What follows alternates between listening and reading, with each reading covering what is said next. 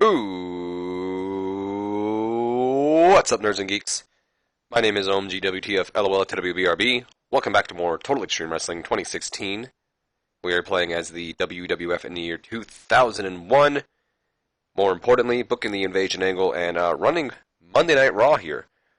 A lot of you may be wondering, what the hell, OMG? What happened to Invasion last week? Where was it? Well, I'll be honest with you guys. Last week, honestly, did not start off the best of weeks, although it did get a little bit better throughout the end, but I decided, I didn't really want to record angry when I did Raw, and I haven't even booked Raw, so I just decided, like, midway through the week that I was just going to take the week off, since it didn't really start off the best of ways. I got a little sick. I was a little pissed, but I don't want to get too much into detail. We're not going to talk about that. So, now with the week off, we can get back into here with a exciting episode of Monday Night Raw, but before we can get into Raw, I do want to talk about something. We did upload one video this week, and it was an introduction to a new series, which we're going to be doing over on my Twitch. Just look me up, OMG, WTF, LOL, FTWBRB, on the Twitch over there, and you'll find it. Follow if you'd like, or wait until you see me doing that so you can see the cool little Gambit follow notification come up with your name if you'd like that too. And, yeah, we were doing it over there. We booked our company, IWC, International Wrestling Corporation, and oh boy, I will say the Twitch stream was successful. Very happy with that. A lot of people showed up. We had a lot of fun. Apparently, even at some point, I had some big-time Twitcher named New Legacy host me, so I don't know many people on Twitch. Most of the people I follow on Twitch are people I follow on YouTube, so that was pretty cool of him. I definitely helped out a lot. I had a lot of people come in, and a lot of people participated. And boy, oh boy, did we have a interesting show with an interesting roster. But that'll be uploaded probably tomorrow on Tuesday, so keep an eye out for the first episode of IWC. And also keep an eye out for videos when I'm going to be streaming. Doesn't mean I'm always going to be doing two. Sometimes I'll just be doing some either WWF WrestleMania 2000, where right now we're just kind of doing a King of Ring tournament to determine all the champions, which are all named after me, so it's like OMG, an OMG championship, a WTF championship, so on and so forth. Then we got some other games we're doing over there. We got lots of Sega games we can do, GBA games, and N64, because I got a bunch of emulators for that, even though it may be frowned upon. So anyway, we can work things out right now until we're working on the game capture card. But this intro has probably gone on way too long. We're about 2 minutes in. So let's just go ahead and run the show. I'm going to click yes and take a drink of Pepsi as we get into the pre-show match. Hey, this is starting to look like IWC. So, we start out the pre-show with an E+, getting a 32 rating, and an abysmal pre-show match. The one, Billy Gunn, going over a local talent here in Quebec, Canada. Remember, we're still in Canada. So he defeated Sin, who many of you guys may know as Kazarni. I don't know if you don't remember Kazarni. I don't blame you. He wasn't around too long. Sin, interesting enough, is also good friends with both Edge and Christian, so they were happy we brought him in, but I don't think we're going to be using Sin very often, even though he might be the local talent that we keep using this week. So Billy Gunn with a 43, Sin with a 6. I mean, I guess it's a little fitting that Sin got a 6 performance, but it's not good. Billy Gunn Billy Gunn's improving in performance, as is Sin, so you have that going for you. 32 E+. Good job, guys. We then go to the main event of the pre-show, getting a solid C rating here with a 63, and a pre-show bout that had subpar wrestling and a little heat to it. The team of Big Boss Man and Perry Saturn going over Too Cool, Scotty Too Hotty, and Grandmaster Sexay. That Pepsi came back and bit me. Came up with a little bit of a baby burp there out of nowhere. After Perry Saturn defeats Grandmaster Sexay with the Death Valley Driver. Sexay was really off his game.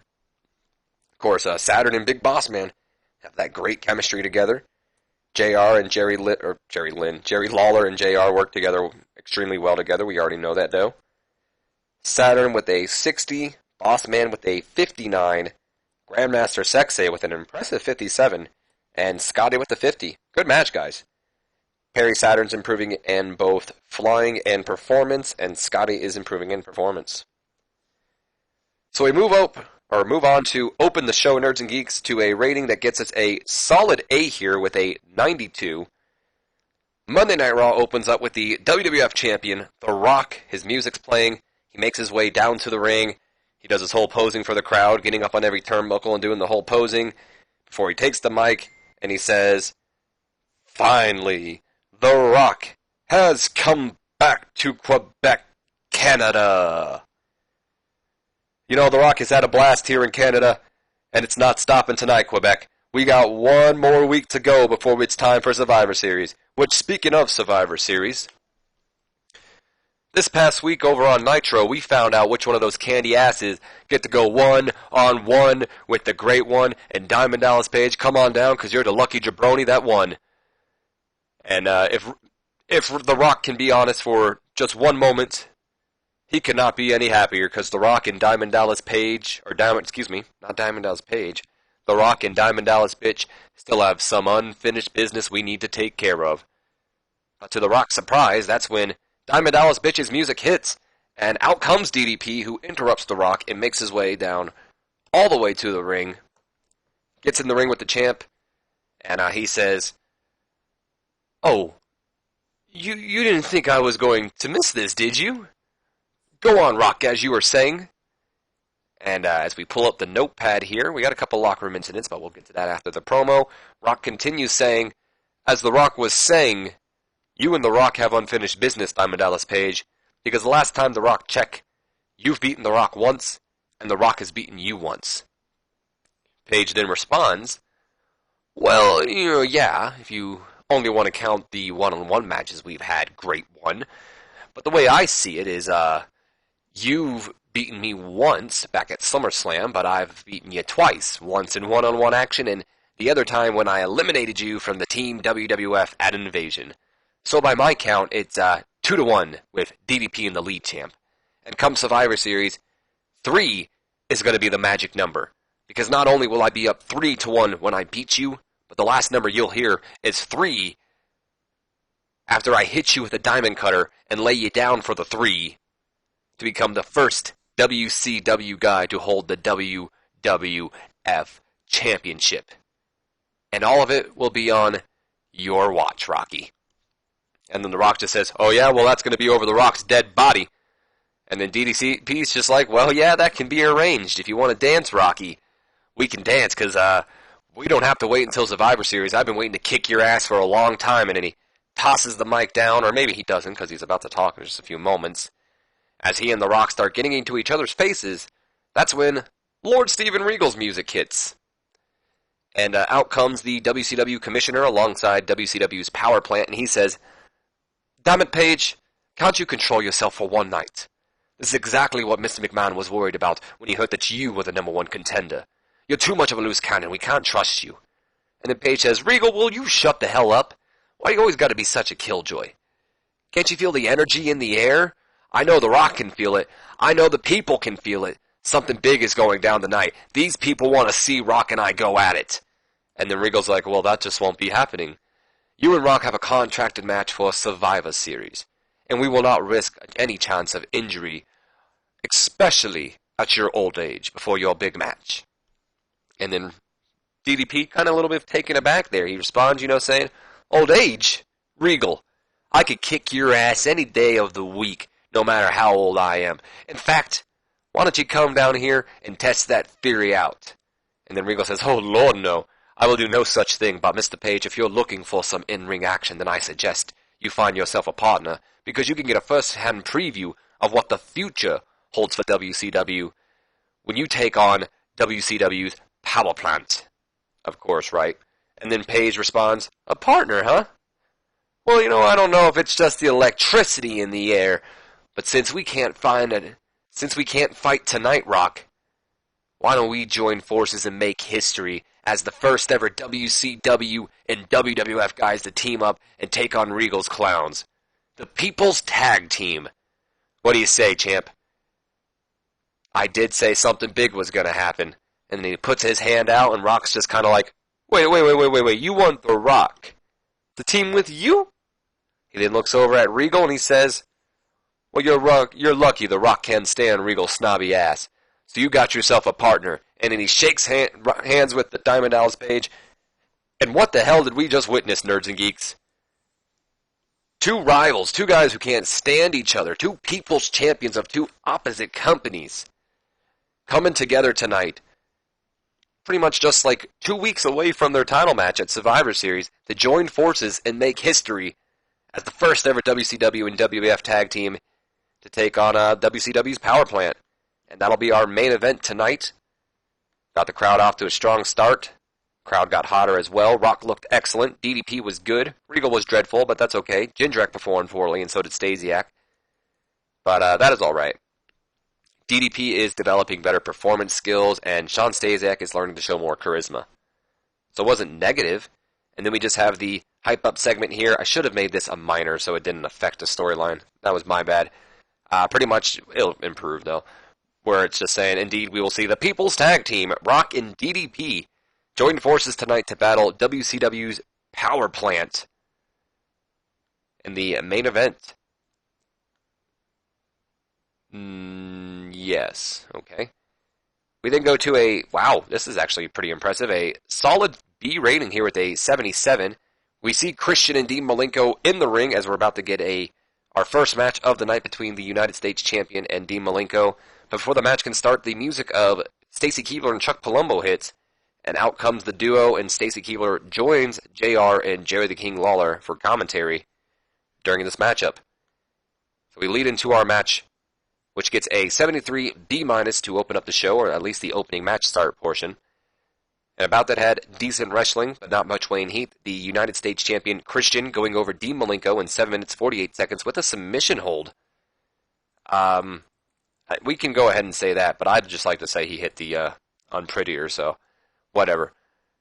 So, as you can see here, Stacy Keibler was pretty weak at the announcing table, but I'd imagine her just putting over the fact how Christian's an idiot. If he was a smart man, he would have joined with WCW to avoid Chuck Palumbo, but she's not complaining. Chuck's not complaining because come Survivor Series, it's pretty much just going to be a cakewalk. And the United States Championship's coming home. Christian with a 71, Dean Malenko with a 65. As we move into our next segment, which gets an 84 B+ rating here. After the match, Christian celebrating. Chuck Palumbo slides into the ring. He attacks the United States champion from behind, beating down on Christian, sending a message to him before their future United States Championship match at Survivor Series. But that's when Edge's music hits. You think you know me, and he comes racing down to the ring, or he runs down to the ring, whatever you want to say. Slides into there and starts taking it to Chuck Palumbo, coming to his brother's save and shocking everybody because I thought these two hated each other right now. I thought they were at each other's throats. He takes Chuck Palumbo out of the ring, having Palumbo and Stacy kind of backpedal their way back up. He then helps Christian back up. The two of them kind of just look at each other. Christian's shocked, and he goes to hug his brother. He kind of just sits there hugging him, kind of a little bit of a one-sided hug. Edge is not really into it. He, pushes Christian off of him, and Christian's just like, come on, dude, what's your problem? Why? Like, what's your problem? But instead of getting, an actual answer from Edge, he just responds with hitting a spear. He spears the United States Champion down. He spears his brother. He then grabs the United States Championship, stands over Christian, holds it up, and stares at Chuck Palumbo as he just kind of sits there shaking his head pretty much. We then move on to the next segment, which gets an 87 B+ here. Don't worry, Michael Cole was not rated, so let's not get excited about that. But he does get on the mic and he says, Michael Cole here, everybody, and ladies and gentlemen, my guest at this time, Edge. Now, Edge, just a few moments ago, we saw you come to your brother's aid, Christian's aid, or at least that's what we thought, until you speared him and made your intentions very clear when you held up the United States Championship over your brother, your fallen brother, and stared down Chuck Palumbo. That's when Edge takes the mic and he says, well, yeah, Cole, this is bullcrap. Christian cheated to win the belt for me anyway, and even if he didn't, I'm still owed a rematch clause. Or at least I thought I was, but apparently this stupid war with WCW trumps that. I'll be damned if I'm just going to stand by and watch Stacy's pet dog, Chucky P, take my title shot. I mean, who wants to see Christian versus Chuck Palumbo anyway? I'll answer that one, Cole. Nobody. So, Chucky? Or should I be asking Stacy? How about on Nitro this week? You versus me. And since I can't take your title shot away, because it's a guaranteed shot, how about instead of a number one contendership match, if I end up beating you, which I will, we make it a triple threat match and we add me in. And even though it wasn't much of a promo after this, I forgot the locker room incident, so we'll have to go there for a second. Even though it's not much of a promo, Edge says, "You think Stacy will let you have your balls back for one night? Because I'll be on Nitro there to kick your ass."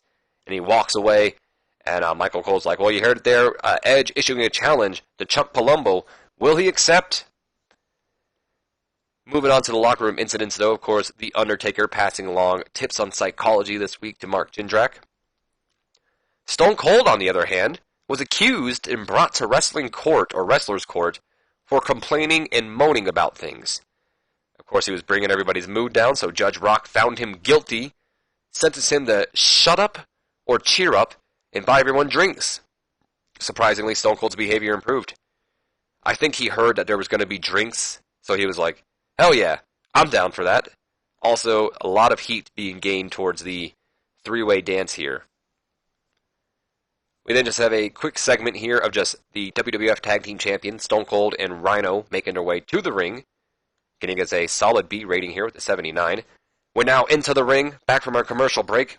We follow up with an 84 B+ here as Stone Cold's music hits, and out comes the Tag Team Champions. Once in the ring, Austin then takes the mic and he says, "Alright, cut the music. Let's make one thing clear. When Rhino and I won these tag titles, we knew we weren't going to get much of a competition around here. But Canyon and Hugh Morris, you've got to be kidding me, right? I mean, Stone Cold Steve Austin and Rhino are up here, and below us is 30 feet of manure. And right below that is Canyon and Hugh Morris' chances of beating us at Survivor Series." But he doesn't get to continue to talk shit on Canyon and Hugh Morris because their music hits and out comes the number one contenders. And Canyon stands at the entryway taking a mic and he says, "So let me get this straight, Austin.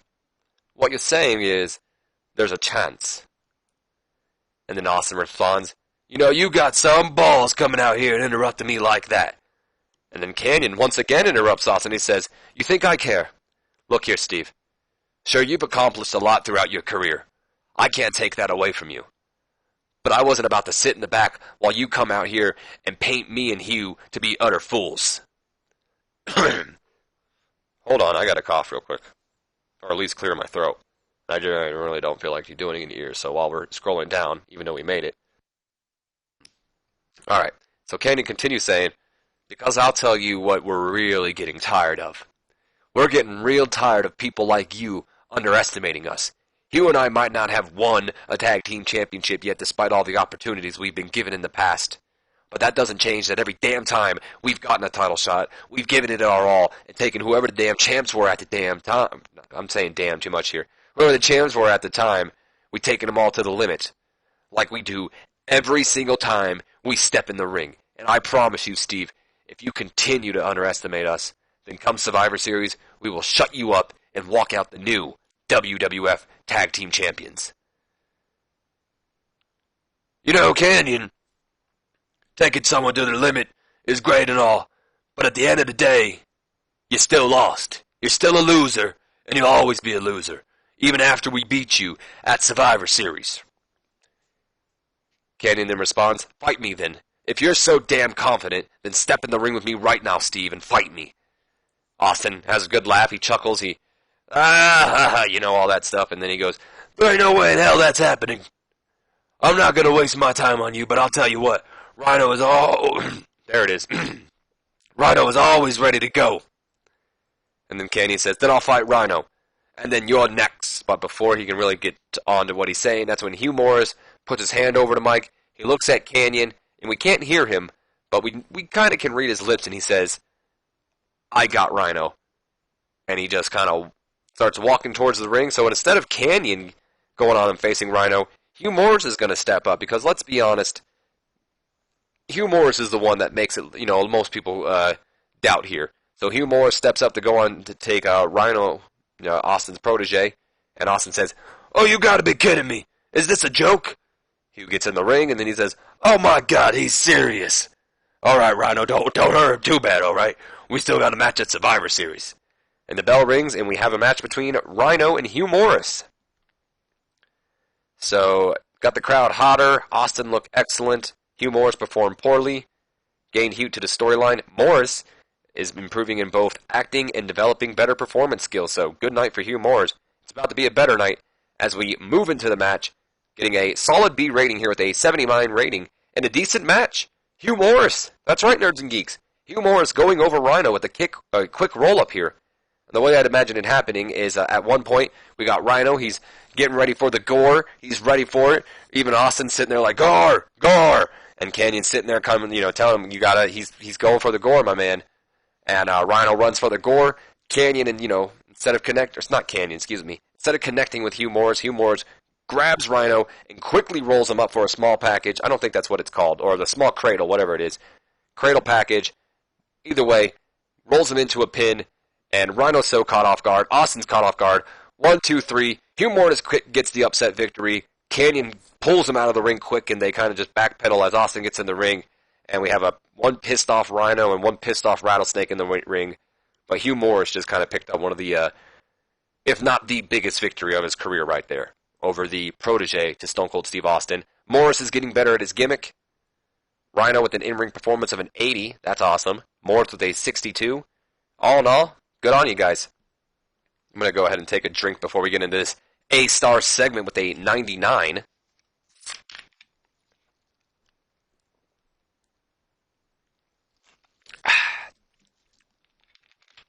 All right. So we're backstage. We're in the locker room of the Brothers of Destruction. We have Paul Heyman in there. He's alongside Rob Van Dam. And they're talking to the team captain of the WWF. They're talking to The Undertaker. And Heyman's like, now you see, Mr. Undertaker, Vince McMahon recruited me to help in this war against WCW. And while things may not have gone the way I had hoped when I revived ECW from the dead, I would like to say that at least we proved we can hang with the big dogs. Now what I'm proposing, Mr. Undertaker, is you've seen my client Rob Van Dam was this close to becoming the WCW World Heavyweight Champion on 2 different occasions. And despite ECW coming up short in our previous battles with WCW, we would still like to help with the death of WCW. So, my proposition is pretty much, what would you think of having an ECW representation on Team WWF with the whole effing show, Rob Van Dam? And I'd imagine, of course, RVD doing the whole taunting right there. Joining you guys on Team WWF. And once again, Rob doing the whole pose once again. That's when Taker says, look here, Polly, cut the crap. There's no need for the whole speech. You don't need to talk me into anything. I've seen what Rob Van Dam can do in the ring, and I'll be honest. So we move on. Hold on. And I'll tell you what, kid. You're damn impressive. And if I'm being honest with you, I think you'd be a great addition to the team. So, simple little thing. Probably not, what Taker would really say, but the person that usually writes the Undertaker promos, my buddy Chris, he was busy at work, so I just kind of, went in and did it real quick because I wanted to get this done and booked. Excuse me. That's when Jericho, who I guess was apparently listening the entire time, bust into the locker room, and he's pissed. He says, oh, you've got to be kidding me. Yeah, I've been listening at this entire time, and I just can't believe you'd let someone from ECW onto our team. And then Taker's like, our team? I don't remember you offering you a spot on the team. And then Jericho proceeds to say, yeah, I noticed that. By the way, when are you going to offer Chris Jericho a spot on this team? And then Taker just straight up says, I didn't plan to. And Jericho says, you've got to be kidding me. You're not going to have the Ayatollah of rock and rolla, the best in the world at what he does on your team, but you're going to put someone like Rob Van Dam on the team? Yeah, it's exactly just what Taker says. Yeah. And Jericho's furious about it. He starts complaining, but Taker says, you know what? I'll tell you what, Jericho. I can't deny your accomplishments in the past. You've accomplished a hell of a lot more than RVD, so I'll tell you what. RVD, Jericho, you guys want a spot on Team WWF? You're going to have to earn it tonight. So you two go out there and you fight it out like men, and whoever becomes the winner gets that spot pretty much. So we ran out of space here, so I couldn't finish it off. But pretty much, we got an impromptu match. That's how all matches kind of start. So we have a match coming up next between Jericho and RVD. Winner of it is going to get a spot on Team WWF. RVD looked lost, unfortunately, but that's okay. As we move into the said match, getting a solid B rating here with an 82 and a decent match, Rob Van Dam going over Chris Jericho in 13 minutes, 3 seconds with the 5-star frog splash, beating Jericho cleanly, too. No interference, no nothing. Paul E. Heyman was on commentary for this match, so there you have that. Of course, he's going to be on commentary for majority of the ECW guys' matches, or at least I try to remember to do it. And I also forgot to mention Stone Cold was on commentary for Rhino's match, but again, Stone Cold's always on commentary for Rhino's matches. So we have a decent little match here. RVD going on to join Team WWF. Looks like the team is starting to fill up. We already know Kane, Undertaker, and now RVD. And rumors flying around that possibly Albert. RVD was off his game, unfortunately, tonight. Jericho is getting better at his gimmick. Rob Van Dam with a 64. Chris Jericho with a 90. RVD is improving in performance, though, so there is that. We move on to our next segment. Speaking of the rumors about Albert, here's Albert right now as we go to a 86 B+ rating. Albert's not exactly in the ring quite yet. The Steiner brothers are in the ring, though, and Scott's got the mic. He has something to say, and he says, "Albert, you bald piece of crap! You've done messed up now. You think you're going to get away with costing me and my brother our tag team championships? I'm going to kick your ass. You may not have been lucky, or you may have been lucky to get a fluke victory over my brother last week, but that ain't happening to me. So get your bald ass out here so I can kick it." And Albert wastes no time as his music hits, and he starts making a beeline towards the ring, despite Trish's best efforts to keep him back. And we're going to have a match. Albert's looking to still get some revenge.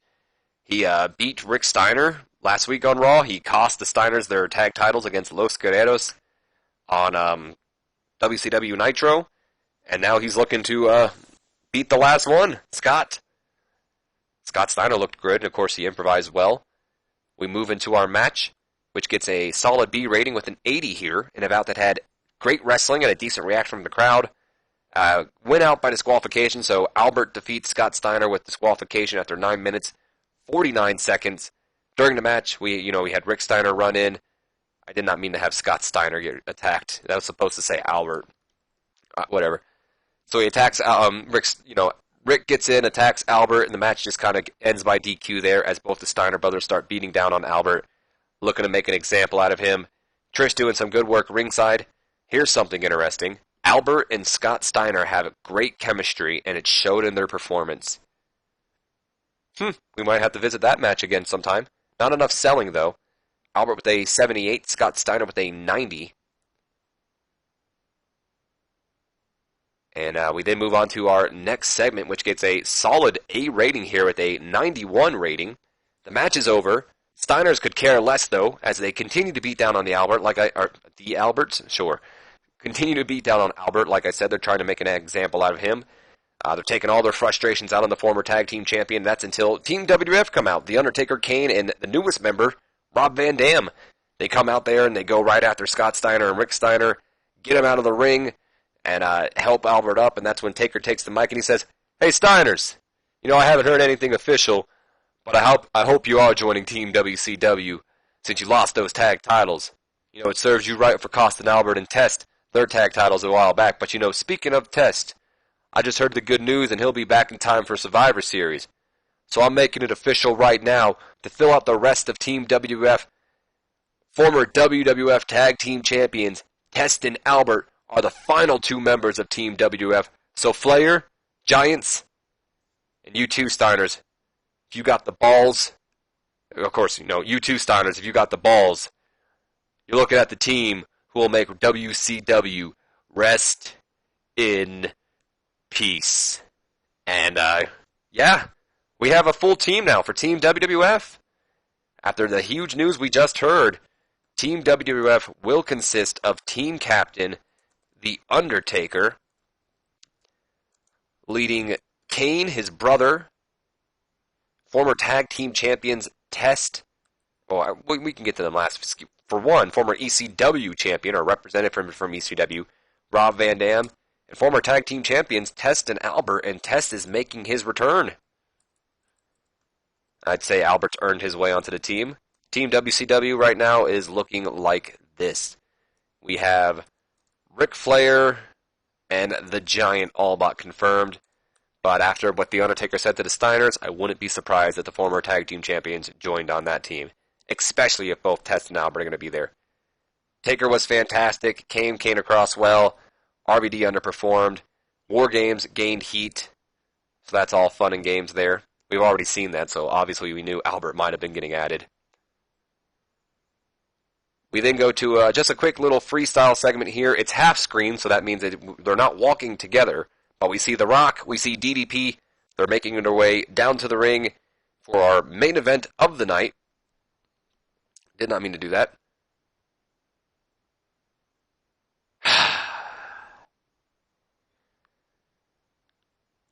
'83B+. I'm going to try to remember that.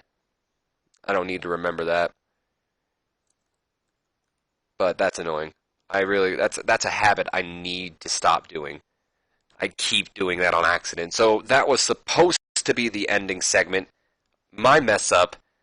So 83B+ is what was supposed to end the show. 82 solid B rating is our main event match of the night. We have a decent match here.